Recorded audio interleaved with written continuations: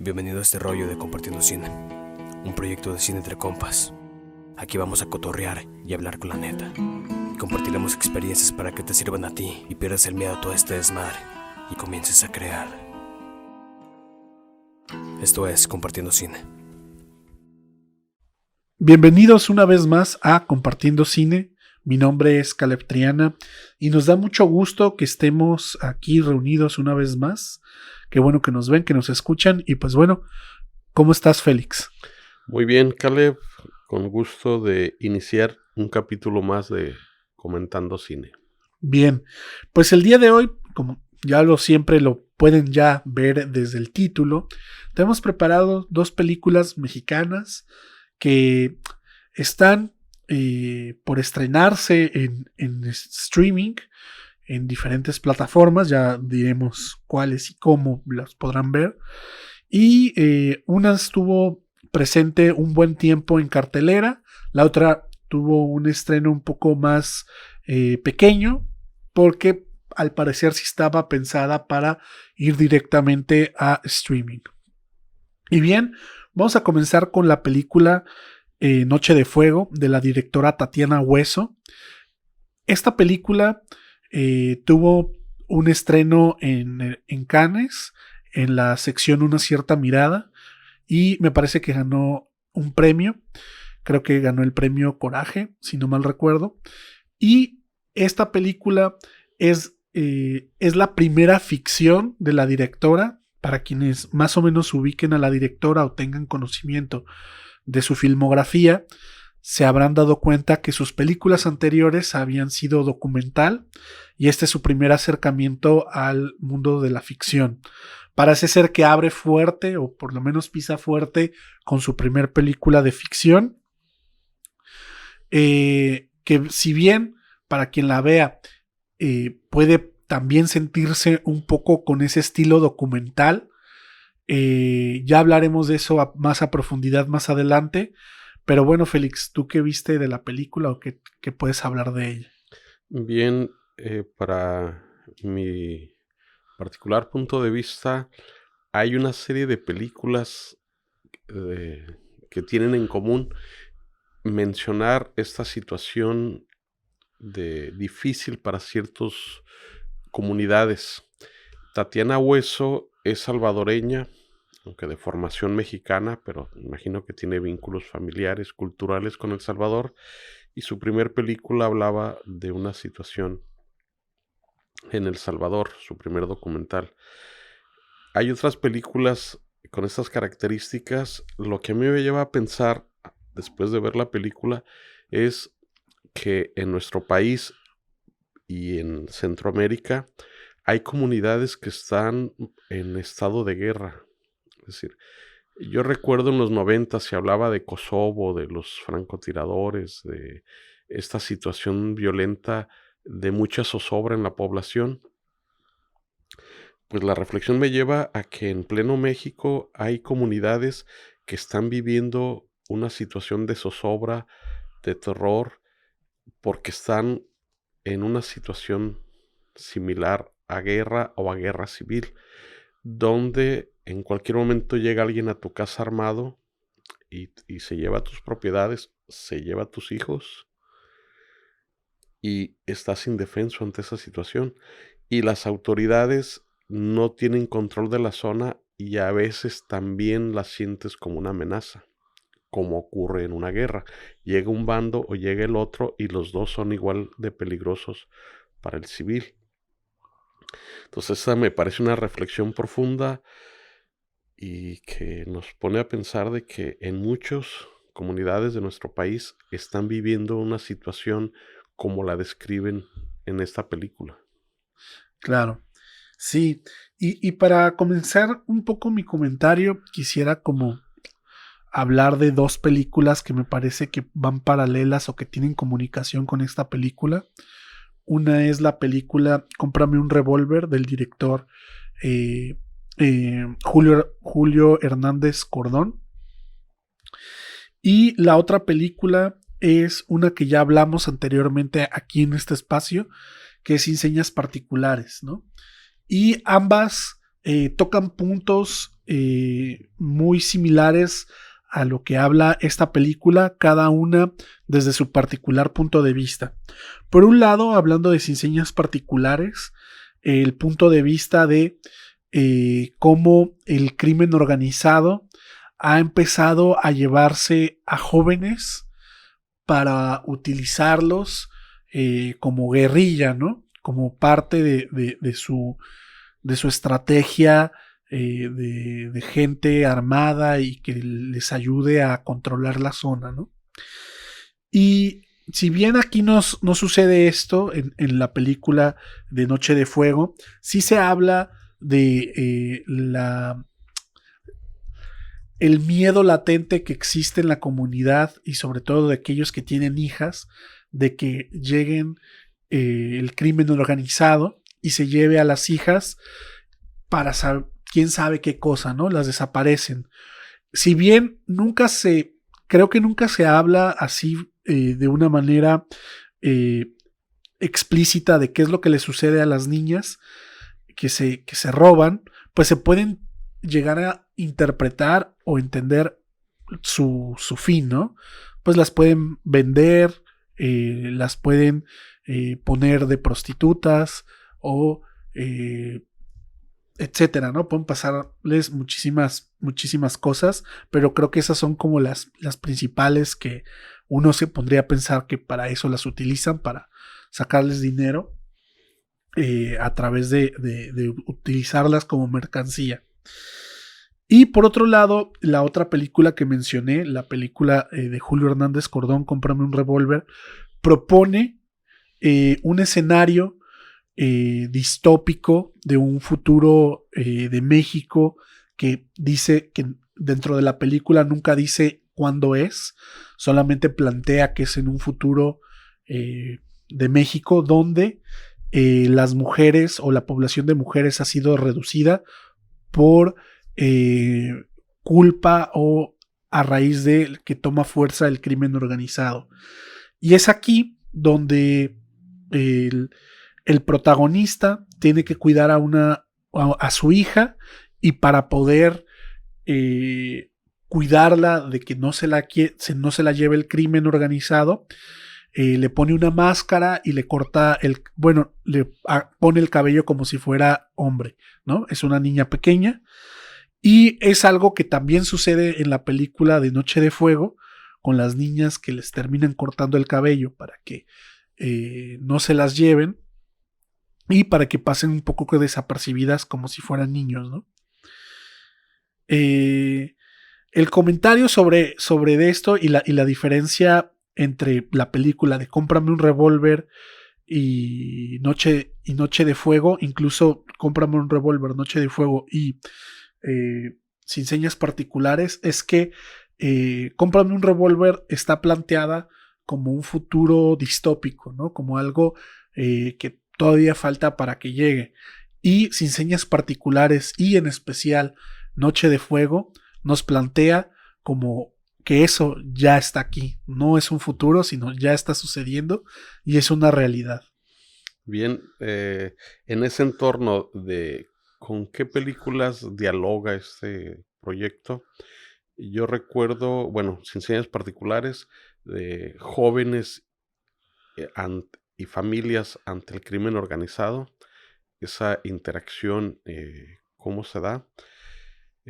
En el Sin Señas Particulares es un joven, ya no niño, sino ya entrando a su juventud inicial, quien termina teniendo un vínculo especial con el crimen organizado y la lucha de la madre por saber qué ha pasado con él.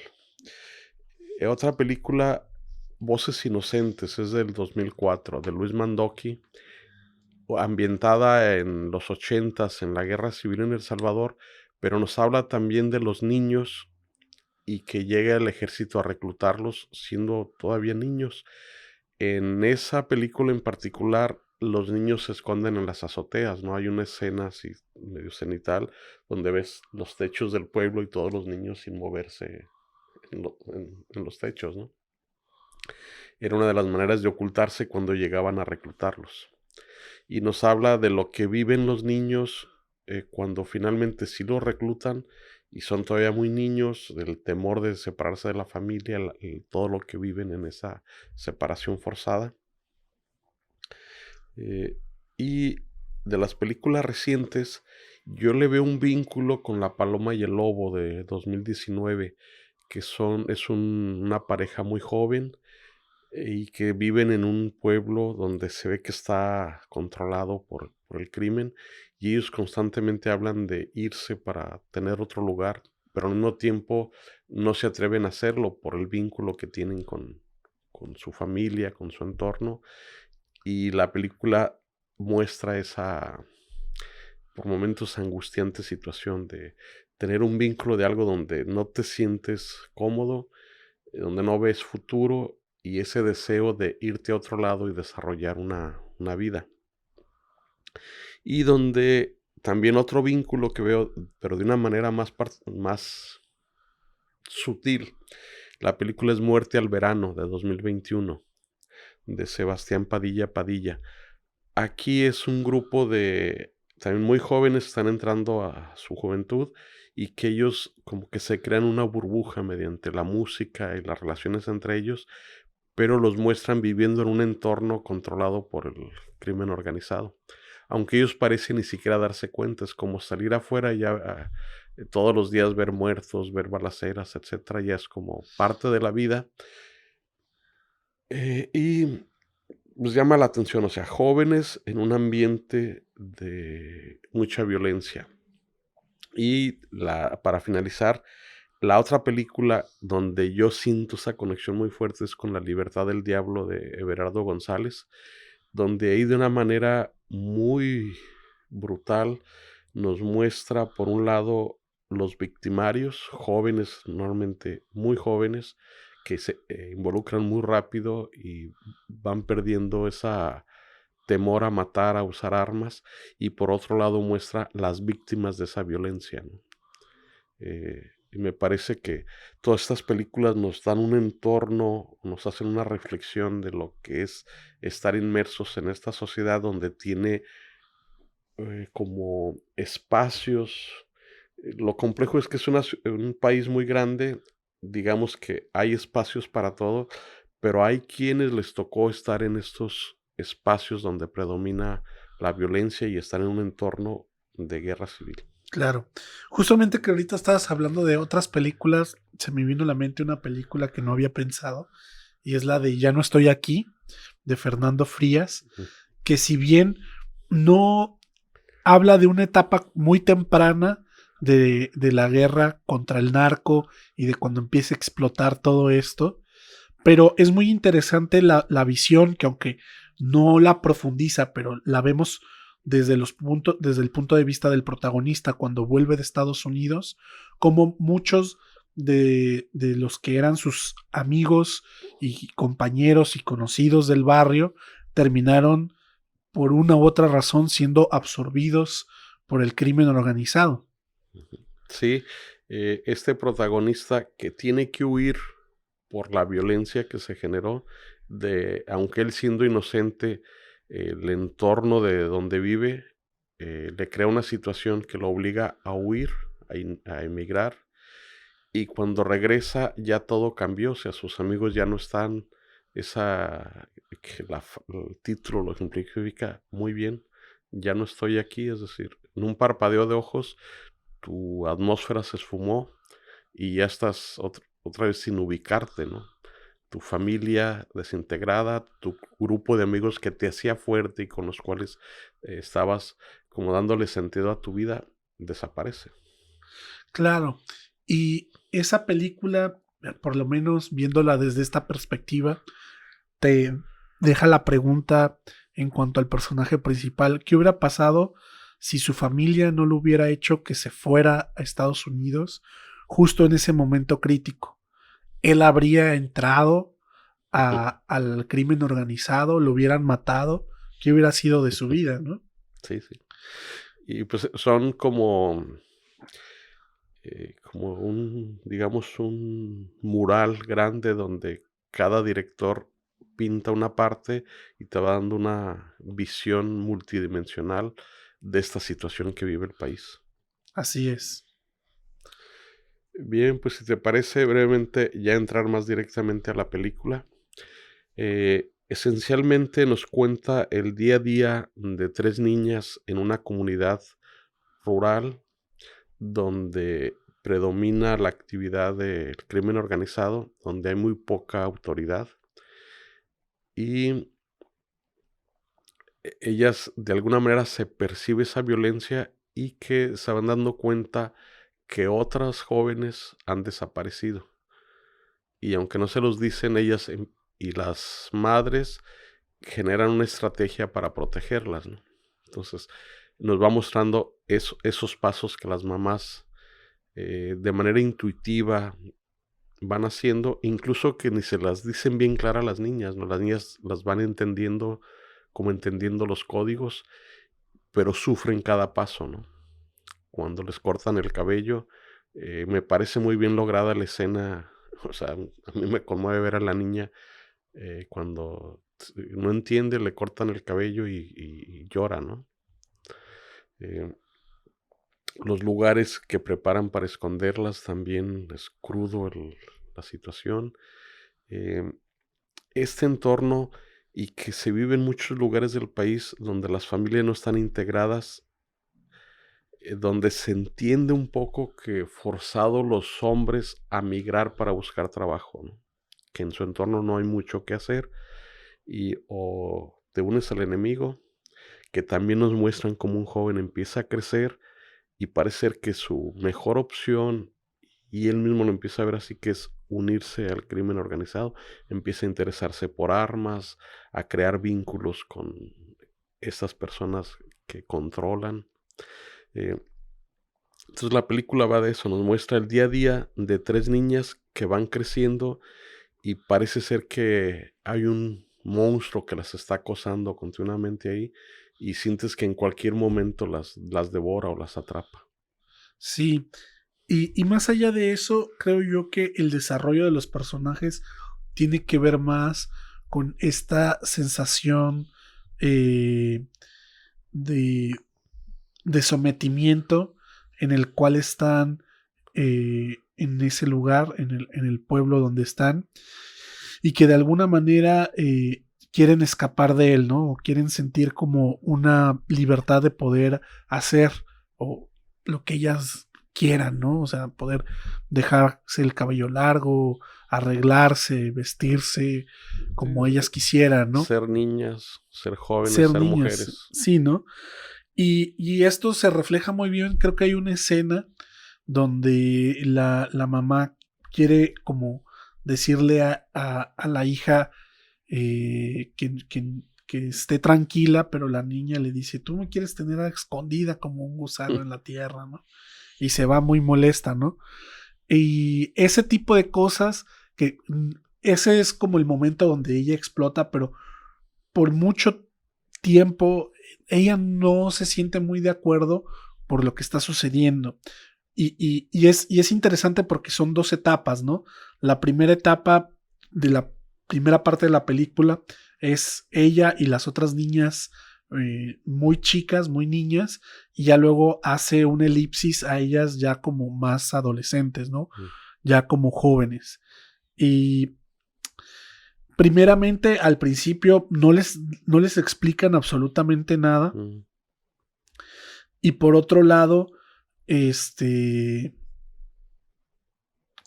y por otro lado, cuando ellas ya van creciendo, van entendiendo cosas, pero al mismo tiempo hay muchas cosas que no logran todavía terminar de comprender. Entonces, en esta lucha de que no tienen toda la información, no saben por qué se están ocultando o no entienden la gravedad de lo que está sucediendo. Pero aún así el miedo es tan grande que cuando posteriormente llega una camioneta, ella corre y se esconde, ¿no? Automáticamente. Y ve cómo agreden a la mamá por buscarla, ¿no? De que ella le está ocultando. Y aquí hay 2 cosas de cómo toma el control de alguna manera el crimen organizado en las poblaciones más alejadas a la ciudad. Y una es pues sí, a través de tomar la fuerza de los hombres para que les sea su fuerza de su fuerza de represión, y al mismo tiempo ellos son los que controlen la ciudad, las armas y demás, pero por otro lado también tienen el control de la siembra, porque ahí, si quieren, ahora sí que de alguna manera, si quieren tener como cierta protección, o acceden a todo lo que ellos dicen, o la otra vía es ser de los que siembran y recogen la amapola, ¿no? Entonces, parece ser que todo están contra la espada y la pared, no hay para dónde irse, y todo el tiempo, aunque no lo parezca, porque hay un contraste como de fotografía muy bella y paisajes muy bellos, pero de fondo hay una hostilidad y hay una sensación de que en cualquier momento todo se puede venir abajo, ¿no? Y, y sí, y por último, solo quisiera decir que el, el, el mismo pueblo, sin quererlo o sin ser consciente de ello, también termina protegiendo al mismo crimen organizado, y aunque no es algo explícito dentro de la película, el hecho de que muchos estén involucrados de una u otra manera dentro de él terminan siendo protegidos, ¿no? Y esto se ve muy claro con los profesores que van al pueblo, ¿no? Los profesores, muchos no quieren ir, y los que van los amenazan y se terminan yendo, y uno de los que parece ser que más se queda ahí dentro de la comunidad, justo cuando se desaparece una niña, él pregunta qué pasó, incluso hasta hace una junta y hace la pregunta, oye, ¿qué pasó? Oigan, ¿qué pasó? Necesito saber qué está pasando aquí, ¿no?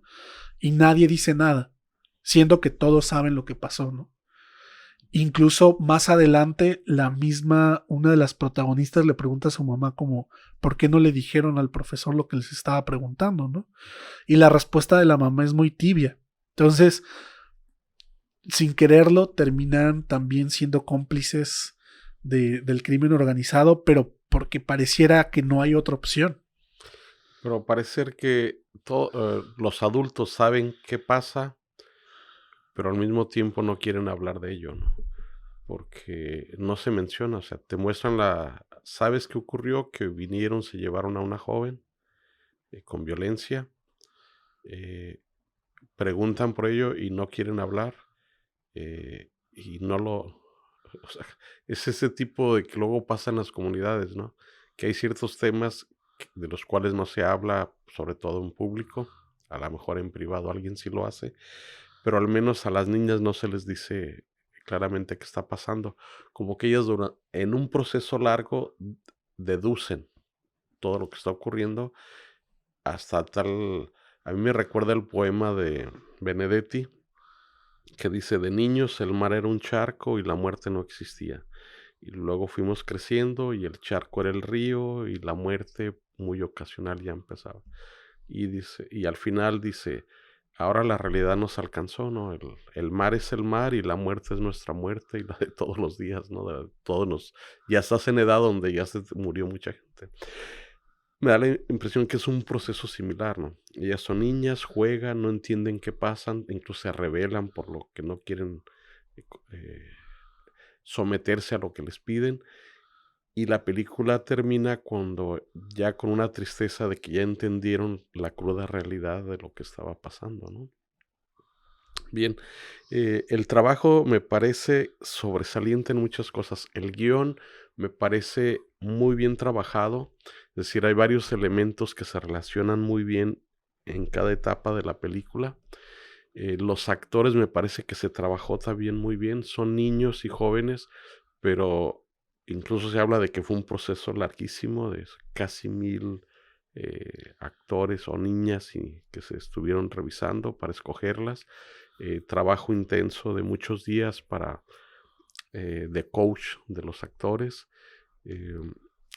Tatiana hace una estrategia de tenerlos juntos para crear esos vínculos de amistad. Se nota el trabajo de producción, donde se escoge la locación, se preparan los sets, se busca que la fotografía, o sea, es un trabajo que vale la pena apreciar lo que hay atrás de producción y lo que se logra. Destaca mucho la fotografía y la iluminación que se logra, esa atmósfera que se crea en ese espacio, ¿no? Entonces, esas cosas que a veces tienen esa ironía de decir, qué bonita película lograron con un tema tan horripilante, ¿no? Y otro punto es, yo creo que este es un proyecto que tiene varios elementos para trascender. Desde el momento en que es concebido, quienes intervienen tienen ya un público, ¿no? Viene Tatiana Hueso, que ha estado creándose una reputación y un público, y el productor es Nicolás Ellis, que también ya tiene una trayectoria muy importante, tiene arriba de 30 trabajos ya, teniendo apenas 35 años. Si hubiera nacido de esto, estaría haciendo más de un proyecto por año, ¿no? Y cada vez son proyectos mejor elaborados en estrategia de producción. Es decir, él estuvo como productor en Roma, lo cual es una película que llegó a todo el mundo. O sea, es una película que yo considero que es global. Y esta película quizás no llegue tan lejos como Roma, pero no se queda muy lejos en muchas cosas. Tiene un importante recorrido ya en festivales. Cannes, que es para muchos la meca del cine en el sentido del arte. A muchos cineastas quizás te dirían, yo prefiero un premio en Cannes que en los Oscars, ¿no? Se entiende que en Cannes te reconoce la gente cineasta y en Hollywood la mercadotecnia, ¿no? Que las dos son importantes para una carrera, pero uno diría, no, pues yo prefiero Cannes porque sé que los colegas me van a dar reconocimiento, ¿no? Entonces ya tiene Cannes, está en ruta del Oscar y la streaming la va a tener Netflix, lo cual para mí significa que probablemente le va a inyectar en marketing algo parecido a Roma, lo cual va a hacer que la película llegue lejos en otros públicos, otros sectores, y lo cual refuerce la carrera de Nicolás Ellis, ¿no? Y de Tatiana Hueso. Y claro, y de la directora. Entonces, por un lado, a mí me da gusto en el sentido de que tenemos una película con una directora que nace en El Salvador, pero se forma en México, con un productor mexicano. Quizás valga, y una disculpa por la comparación, ¿cómo se llama este que llegó, que se le cayó el teatro en Hollywood? De Miramar. El productor de Miramar. Harvey Weinstein. Harvey Weinstein, que digan, bueno, Nicolás Ellis es el Harvey Weinstein mexicano por lo importante que está haciendo en la producción. Es decir, tiene ya 5 Arieles, o 6, no recuerdo bien. Internacionalmente, Roma, Pájaros de Verano, y ahora Noche de Fuego, tiene una trayectoria importante en cuanto a reconocimientos, mercados alcanzados, y que sigue en ruta, ¿no? Entonces, esto hace que desde la concepción ya prometía un proyecto importante, y en este momento me parece que está vaya, si habláramos del despeje de una nave, ya tomó vuelo, está por estrenarse en Netflix, que la va a hacer llegar a un público muy amplio, y está encaminada a competir a los Oscars. Claro, sí. Sí, yo creo que la gente que está detrás de la película es gente ya con mucha trayectoria, con una trayectoria importante, que ha hecho y que ha llevado sus películas a lugares o a niveles de manera internacional. Sí, destacar que ya la película Noche de Fuego es la que seleccionó nuestra academia para que fuera a competir a los Óscares, que me parece una digna competidora. Ahora, pues, la decisión estará en los miembros de la Academia de Estados Unidos en ver si la seleccionan de entre todas las películas que mandarán de todo el mundo, ¿no? Sí, si llega a alcanzar la nominación. Así es. Pero si alcanza la nominación, sería una de las pocas que se han logrado meter a la categoría de mejor película extranjera, y con la posibilidad quizá grande, ya siendo confirmada la nominación, pues de que pueda ser la ganadora, ¿no? Ya más adelante quizá le dedicaremos tiempo a los Óscares y a las posibles películas que ya por este tiempo se empiezan a perfilar para las premiaciones, y sin duda creo que esta es una de ellas, ¿no? Por lo menos del lado de México. Pues bien, no sé si quieras decir algo más acerca de la película. Muy brevemente, compartirles que a mí me parece esencial cuando se habla de algo como esto, mantener cierta honestidad. A mí esta película me conmovió la amistad de 3 niñas que se convierten en adolescentes, que comparten sus ilusiones, sus miedos, en un entorno, o sea, yo me creí que estar en un entorno rural donde hay, pues reaccionas a lo que tienes, ¿no? Entonces, por ejemplo, pues, ven muy poco del exterior, ven un maestro y dicen, pues quiero ser maestro. Y luego hablan de que lejos hay otras cosas, y pues yo quiero ir a conocer eso, ¿no? Y también ese continuo sensación de que algo te está oprimiendo, que en cualquier momento te puede devorar esa amenaza que está ahí latente.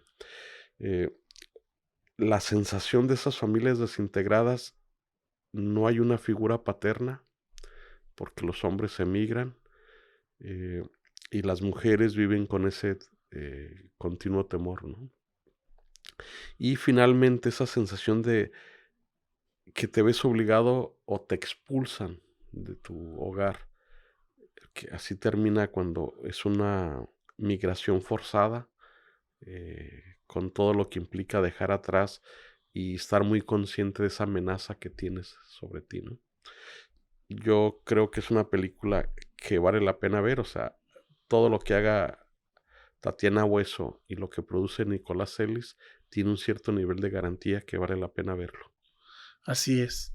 No podría estar más de acuerdo. Pues bueno, si no la han visto, puede que todavía en algunos lugares la puedan encontrar en sus carteleras. Si no, creo que para cuando esto esté en línea, ya se estará estrenando en Netflix. 17 de noviembre es la fecha anunciada para el estreno en Netflix. Bien, pues con eso terminamos esta película y continuamos con la siguiente. Bueno, amigos de Compartiendo Cine, continuamos con la película Cosas Imposibles. Esta es una película dirigida por Ernesto Contreras. Es su cuarta ficción y es su quinta película. Para mí, debo comenzar diciendo esto. Ernesto me parece uno de los directores mexicanos que ha sido más prolífico, que ha logrado cautivarme más. O sea, puedo decir que está dentro de mi top de directores favoritos mexicano, y creo yo que tiene que ver mucho con el tipo de temas que trata y el tipo de historias que trata, y que no tiene miedo de tocar temas que pueden resultar polémicos, tabúes y demás, ¿no?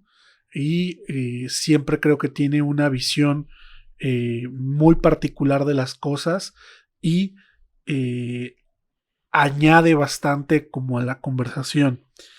En ese sentido, creo yo que una de sus películas con las que creo yo que logró un posicionamiento a nivel nacional e internacional, porque creo que fue una de sus películas más conocidas, fue Sueño en otro idioma, y esa película creo que logra condensar muy bien las temáticas que aborda, la manera en que él utiliza los personajes para hablar de lo que él quiere hablar, y creo que ahora por lo menos yo, con cierta expectativa estaba al saber que había hecho una nueva película y que estaba a punto de estrenarla. Y pues ahora no queda más que volverla a disfrutar hablando de ella, ¿no? Bien, esta película de Ernesto Contreras me parece una muy buena película y que corre ciertos riesgos. Puede catalogarse como una feel good movie, una película para sentirse bien, reúne esos requisitos, lo cual muchas de estas películas, desde mucha gente que habla de cine, es como una especie de menospreciar la película, ¿no? O sea, como si no es una película palomera, una película eh, para manipular tus emociones y que no pasa nada con ella.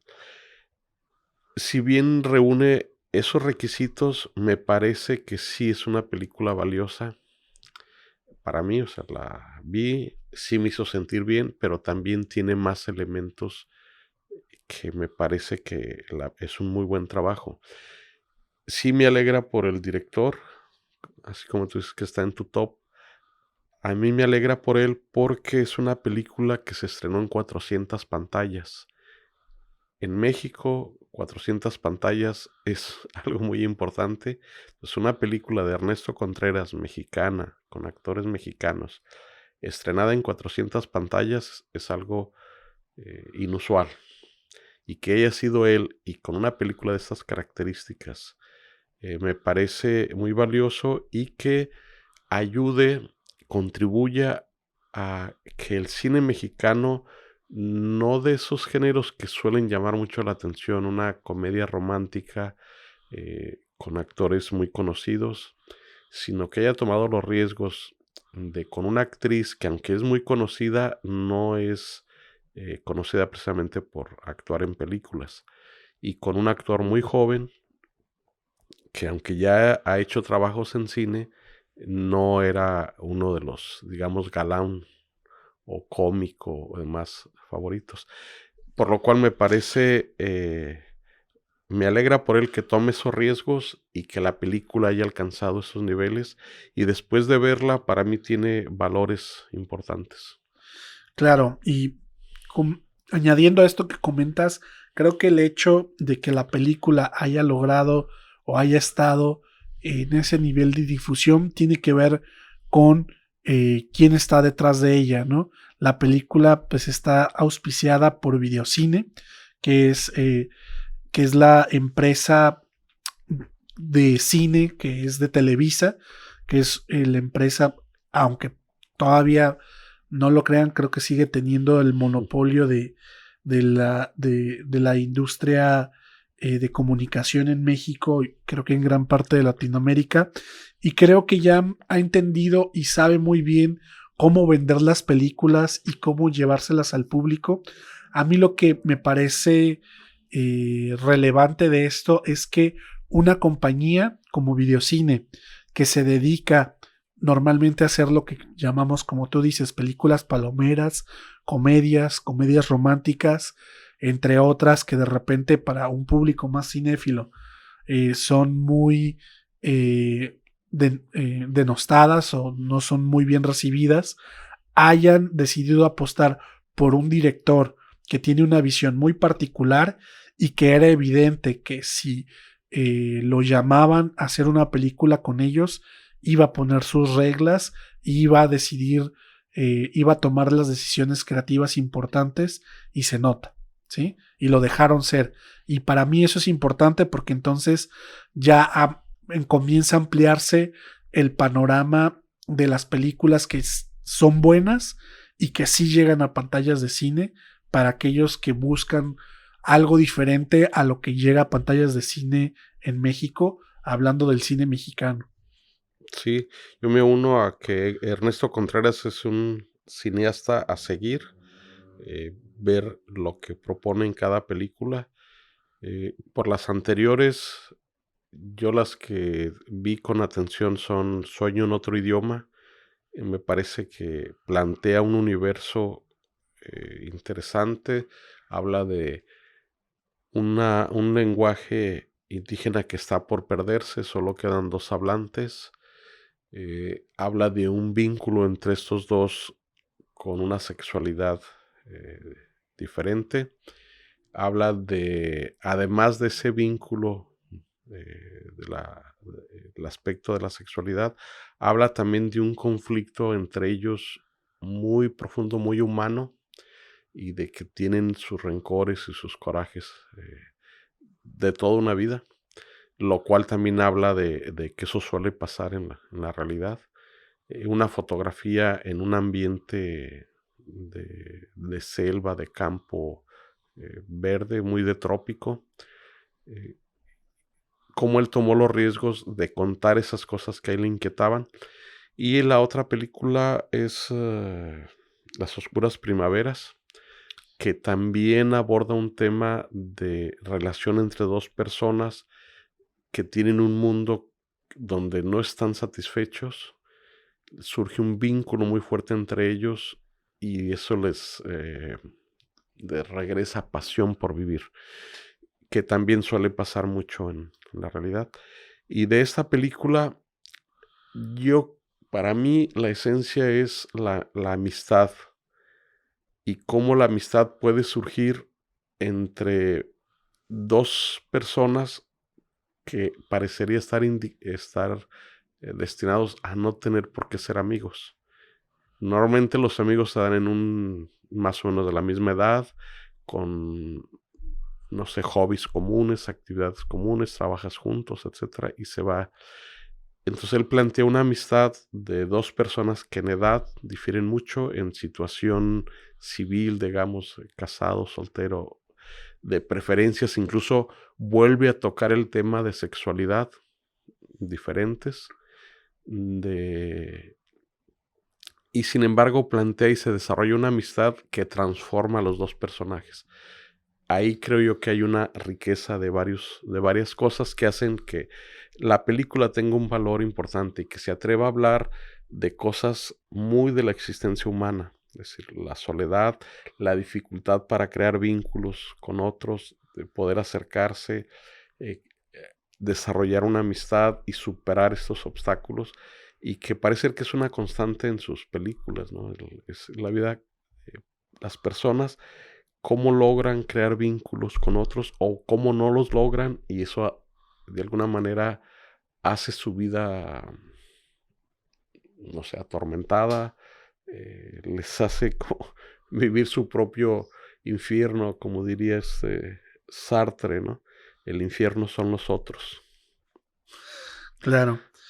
Y sí, entrando un poco a la película, creo yo que toca y habla de temas que tienen que ver mucho con la condición humana, como bien lo dices, y desde el planteamiento, cómo nos muestra a los protagonistas, empiezan a reflejarse cosas de esto, ¿no? O sea, primero viendo el personaje principal, ¿no?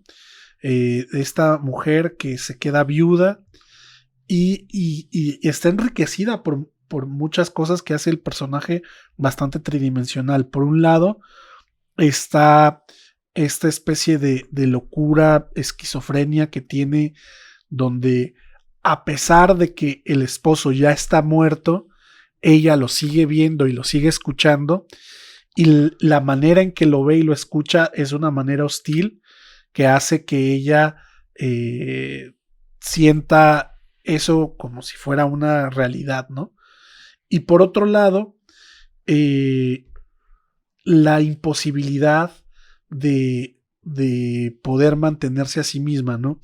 Y es interesante cómo remarca esto, porque ella nos dice mucho del contexto del personaje sin tener necesariamente que recurrir a un flashback o que sea por medio de algún diálogo, sino vamos entendiendo pues que ella era una mujer que dependía de su esposo, ¿no?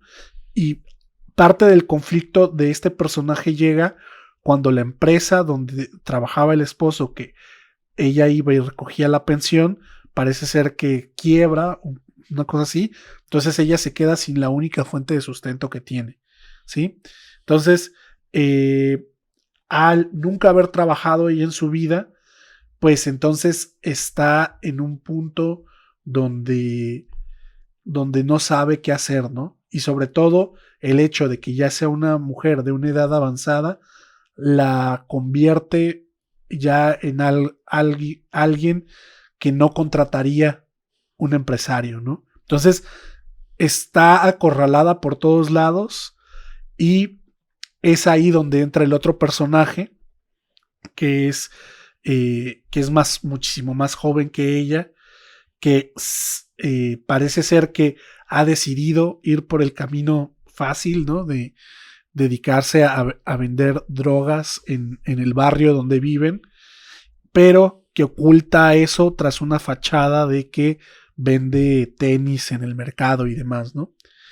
Y es la empatía que de alguna manera él como ser humano siente por esta mujer al percatarse que está comiendo las muestras del mercado, que hace él el primer acercamiento con ella, ¿sí? Y es ahí donde comienza a surgir la amistad. Y esa amistad les revela cosas a los dos que los va a hacer cambiar. Y creo que eso es una parte importante. Y sobre todo que los hace cambiar para bien. Por un lado, a ella le inyecta una vitalidad y unas ganas de seguir adelante que no tenía hasta antes de ese contacto. Y por otro lado, a él lo hace reflexionar sobre cosas de la vida y de pensar en su futuro, que era algo que no había pensado por pensar en la inmediatez del dinero. Y que esta relación, que aunque para el entorno parece muy extraña, porque incluso hasta los amigos del protagonista le hacen bromas con que la ven mucho tiempo con ella, termina siendo algo demasiado genuino, ¿no?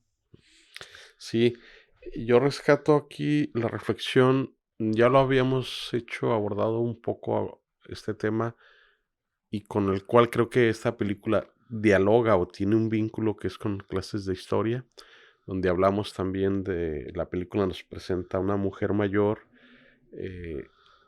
no en situación económica difícil como en esta película, pero sí ya por la vida con cierto tedio, una inercia, ya no hay ese impulso por vivir. Conoce a una joven y este vínculo, entre comillas, la destrampa, ¿no? Vuelve otra vez a participar en fiestas, despierta su sexualidad, etcétera. Dialogan mucho y son casi contemporáneas estas dos películas, y me parece que tienen mucho en común. Al hablar de una realidad, tenemos el país cada vez tiene más adultos mayores y muchos de ellos desprotegidos, es decir, no tienen resuelta su situación económica, y también abordan muchos problemas de socialización, de un mundo que no está planeado para ellos, es decir, dónde van a convivir, su atención médica, todo lo que requiere una persona, pero que el mundo no está diseñado para ellos, pero están ahí. Y también aquí ya me parece la parte esta donde ella tiene una esquizofrenia, donde sigue estando ahí el esposo que ya murió, pero para ella está presente. Me parece que es una manera de expresar lo que creo que todos tenemos. Hay algo en nuestro interior que nos marcó, que no, al hacer una acción, de repente aparece algo en tu interior y te dice, ¿qué diría mi mamá de esto? Y sientes como que la mamá está ahí presente en tu interior y estás evaluando lo que hiciste de acuerdo a qué crees que diría o tu mamá o tu papá, o alguien con una figura de autoridad que aparece, ¿no? Algún maestro, alguien. En este caso para ella es el esposo, que en esta película durante muchos años fue el que la sostenía y que de alguna manera impuso su tiranía sobre ella, y ella terminó aceptándolo, ¿no? Desde ver la televisión, el volumen que él decidía, lo que se iba a ver en la televisión. Y sobre todo que la humillaba hasta cierto punto, ¿no? Sí, o sea, le imponía una tiranía y ella vivía en ese constante, que se da esas relaciones enfermizas, ¿no? De que hay alguien que domina y otro que acepta, y que hay una relación de abuso, ¿no? Sobre todo me llama mucho la atención de este personaje que hay una revelación interesante, no la voy a decir, pero que hace que tenga muchísimo más sentido el que ella tenga estas apariciones de su esposo y que tiene que ver con cómo fue su muerte, que también habla un poco de cierta culpabilidad que ella siente y cierta responsabilidad que ella siente por la muerte de su esposo, ¿no? Sí, o sea, había una relación de tiranía y es a esos momentos que da la vida de pequeñas decisiones. Recuerdo yo una especie como de anécdota. Es un aeropuerto, está una persona esa que carga las maletas y está una persona de mucho mundo, que un nivel económico muy alto, que viaja y se cae una maleta, entonces trata muy mal al maletero, lo insulta y que fíjate lo que haces, etcétera, y el otro no pierde la calma, sí señor, lo que usted diga, y ya termina, y llega una persona y le dice, oiga, dice, lo admiro, este cuate abusó de usted, lo insultó y usted nunca perdió la calma. Dice, no, dice, el cabrón va a Inglaterra, pero sus maletas las mandé para Singapur o por allá la chingada. Un pequeño detalle que él tuvo la oportunidad de fastidiarle la vida y se la fastidió, ¿no? Entonces, aquí ocurre que son años de abuso y de repente está una situación donde era una pequeña intervención, o sea, una simple llamada, y fue su oportunidad como de desquitar ese coraje, de mover un simple movimiento de segundos que hacía la diferencia y sin embargo a ella se le complica entre sentido de culpabilidad, de recordarlo y demás, que yo creo que no tenía resuelto en su inconsciente, ¿no? Y va la película precisamente de cómo logra estar en paz con esa situación, dialogarla, aceptarla, y cómo la película te plantea ese proceso que va precisamente en cada intervención, en cada interacción con el joven, ¿no? Cómo todo esto les va ayudando a los dos. Claro. Y por otro lado, eh, claro, todo lo que dices complejiza además al personaje y sobre todo me gusta cómo utiliza ciertos elementos como símbolos, ¿no? Por ejemplo, el tema del béisbol y el bat, que según valía muchísimo para el esposo y que incluso menciona que alguna vez le dijo que ese bat valía más que ella, ¿no? Sí. Y con ese mismo menosprecio que queda en ella por culpa de el menosprecio del esposo, lo guarda como si fuera un tesoro, ¿no? Pero hay un momento donde él le dice, no vale nada, ya lo busqué y no vale nada, deshágase de esto, ¿no? Ya busqué en internet y no vale nada. Sí, ¿no? Entonces, él... Sí, es un símbolo de cómo ahí se dispara o empieza su liberación, ¿no? Sí, vale la pena, me parece escena muy simbólica y que yo creo que todos tenemos algo así y que podemos encontrar nuestro bat que nos representa y demás y que logremos romper esa situación para liberarnos, ¿no?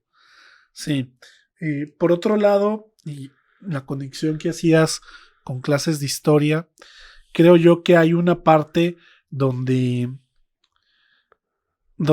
los personajes se inclinan hacia un punto que para el grueso de la sociedad podría parecer inmoral o poco ético, que no voy a decir qué es para que sea una sorpresa, pero esa actividad en ambas películas es lo que les termina inyectando una vitalidad enorme justo a las personas que ya están en la tercera edad, ¿no? Uh-huh. Y la pregunta aquí es ¿por qué? Y en el caso muy, muy específico de la película Cosas Imposibles, creo que tiene que ver con el hecho de la utilidad, ¿no? Y creo que es algo que sucede, que le sucede a muchas personas ya después de cierta edad, que ya por la cuestión de la vejez y los cuidados y demás, habrá cosas que ya no pueda hacer o que ya se sienta más cansado o lo que sea, pero llega un punto donde incluso la sobreprotección de los mismos hijos los hace sentirse inútiles, ¿no? Y en este caso del personaje es algo todavía más fuerte porque no es solo que ella no se sienta útil, sino que toda su vida la han hecho sentir inútil. Entonces, en este pequeño lapso donde parece que su vida o es en este pequeño espacio de su vida está siendo o está pudiendo ganar dinero por su propia cuenta sin tener que depender del esposo y dándose cuenta que ella sí puede tener la capacidad de ganarse la vida, no solo le inyecta esta vitalidad, sino la va liberando de todos estos fantasmas que la atormentan. Sí, por eso creo que cabe en esa película hacerte sentir bien, ¿no? Termina luminosa, termina con esperanza, con una vida que ha logrado crecer y empezar a vivir cosas que antes para ella eran fuera de su alcance, ¿no? O las podía soñar, pero las veía fuera de su realidad.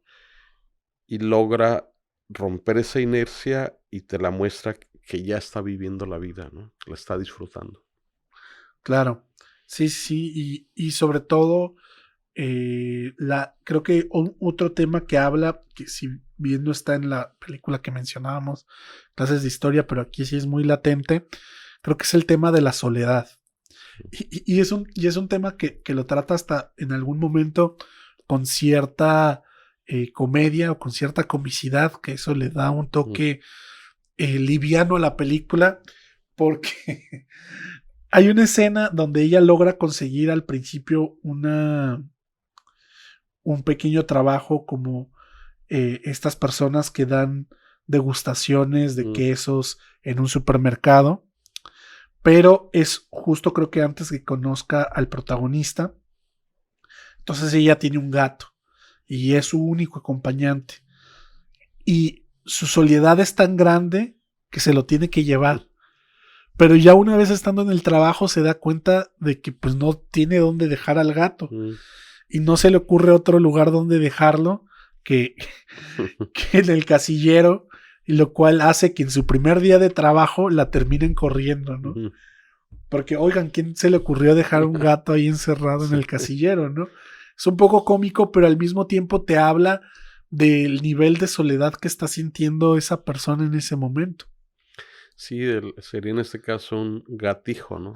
Como de perrijos, de gente que crea un vínculo muy fuerte con una mascota que reemplaza a un hijo, ¿no? Y que existe, ¿no? Vaya, las mascotas tienen acompañan, para muchos les dan mucha alegría, la compañía, esa relación amistosa, incluso llega a ser terapéutica, ¿no? Pero también nos habla en algunos casos de que acentúa, no es un síntoma de la soledad, porque la incapacidad de crear un círculo social enriquecedor y los obliga o los reemplazan con una mascota que evidencia la carencia, ¿no? No es algo que viene a aportar con una familia, con un círculo social muy amplio, y además tienes una mascota que alegra y demás, ¿no? Aquí es carencia de todo lo demás y todo se acentúa en la relación con la mascota. Y aquí aparece esa situación, ¿no? Claro. Pues bien, no sé qué más quieras comentar acerca de la película. Nada más que me parece de lo mejor que se ha hecho en este periodo. Me parece que Contreras es de los mejores directores que tenemos en México. Tiene un discurso propio, lo cual lo hace muy interesante. Es decir, qué nos propone, de qué nos va a hablar, porque sabemos que sigue una agenda propia, ¿no? Así es. Y bueno, una diferencia de esta película con su obra anterior, y creo que para quien siga la carrera de Contreras es posible que lo perciba o posiblemente no, pero yo sí sentí algo diferente y no entendía muy bien por qué. Creo que tiene que ver, y aunque no lo parezca, a veces eso influye bastante, que él normalmente en sus películas anteriores había trabajado con mancuerna siempre con su hermano, ¿no? Carlos. Su hermano era el guionista y él era el director, ¿no? Y a pesar de eso, hasta donde sé, él había estado muy de cerca siempre durante todo el proceso de los guiones, rebotando ideas y demás, ¿no? Entonces, él siempre de alguna manera tuvo mucho control creativo sobre lo que hacía. En este caso, es un guión que él toma de una guionista y que a pesar de que parece ser que también le metió algo de mano, pero eran ideas que ya estaban ahí, ¿no? Muchas de las que se presentan. Entonces creo yo que tanto el tono de la película como el ambiente que se siente, que es muy diferente a los tonos que ha manejado en otras películas, creo que se pueden deber al guión, ¿no? Que ahora trabajó con otro guionista, con otra guionista, y que creo que también tiene mucho que ver el para quién estaba haciendo la película, ¿no? Esta película, a pesar de que habla de temas que él quiere hablar, como él los quiere hablar, aunque quizá no sé si existiese exigencia, pero creo yo que muy por debajo sí podría existir algo de eso, que tuviera un acercamiento con el público de una manera más digerible. Creo que también eso hace que el tono se sienta un poco más ligero. Y no digo esto como una cosa mala, sino más bien como una observación que quizá para quienes hemos seguido la carrera de Ernesto Contreras nos va a parecer una película diferente dentro de su filmografía, pero que una vez que te pones a ver todos los temas que aborda y que trata, pues te das cuenta que sigue habiendo como los mismos intereses detrás de la película. Sí, valga un reconocimiento para Fanny Soto, la guionista, porque es su ópera prima como guionista. Quien no quisiera que su primer guión fuera llevado de esta manera, 400 salas, vaya. Dirigida por un gran director ya con reconocimiento. Sería interesante ver qué nos presenta enseguida, ¿no? Por lo pronto me parece que este es un guión sobresaliente. Cuentan que ella gana un premio con este guión. Ahí está presente Contreras y se acerca como con curiosidad, suponiendo que Fanny lo quiere dirigir como su ópera prima, y resulta que no, que ella es guionista y no quiere dirigir. Dice, pues vamos a platicar, y de ahí surge el que Contreras dirija este guión, lo cual es una excepción porque si todos sus trabajos anteriores el guionista era el hermano, ¿no?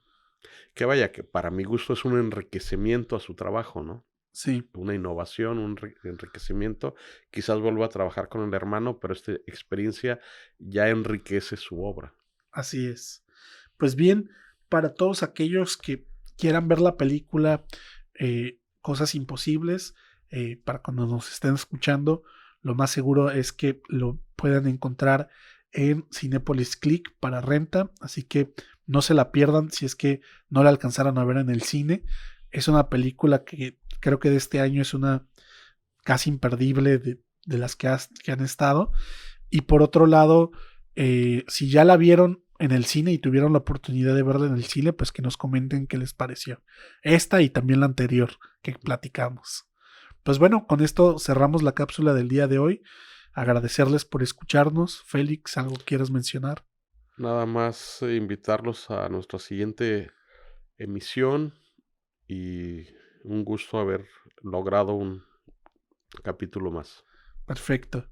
Pues con esto terminamos. Como siempre, los invitamos a que nos sigan en nuestras redes sociales como Compartiendo Cine, que se suscriban al canal de YouTube para que cada que subamos un nuevo episodio les llegue una notificación. Y pues sin más, con esto terminamos. Gracias por vernos y escucharnos y nos estaremos viendo y escuchando en un próximo episodio. Hasta la próxima.